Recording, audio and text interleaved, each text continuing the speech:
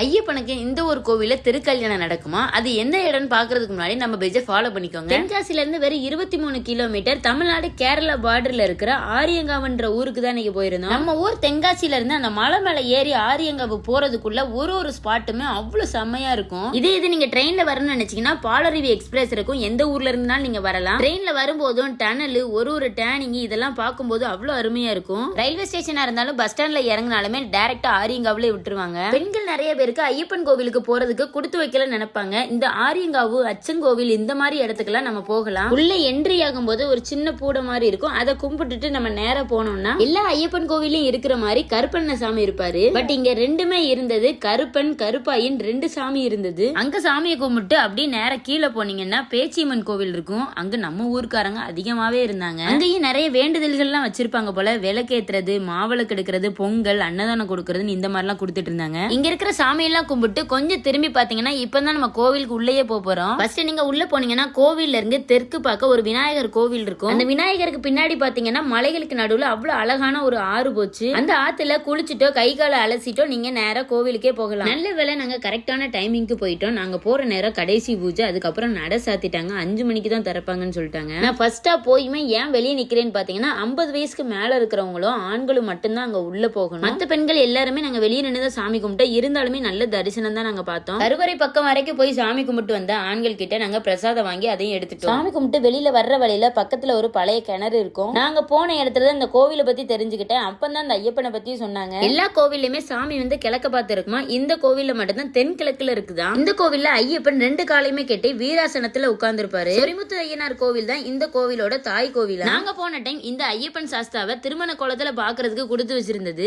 எல்லாருக்குமே இந்த பாக்கியம் கிடைக்கணும்னு நினைச்சீங்கன்னா கண்டிப்பா இந்த ஸ்பாட்டை மிஸ் பண்ணாம போங்க. ஒரு இயற்கை சூழல்ல அமைதியான இடத்துல சாமி கும்பிட நினைச்சீங்கன்னா இந்த ஒரு ஸ்பாட்டை மறக்காம போய் விசிட் பண்ணி பாருங்க. உங்களுக்காகவே ரூட் சொல்லணுங்கிறதுக்காக தான் நான் பஸ் ட்ரெயின் 2லயுமே போயிருந்தேன். இந்த வீடியோ உங்களுக்கு பிடிச்சிருந்தா மறக்காம லைக் பண்ணிட்டு அடுத்தடுத்த இன்ட்ரெஸ்டிங்கான வீடியோஸ்க்கு நம்ம பேஜை ஃபாலோ பண்ணிக்கோங்க. பை.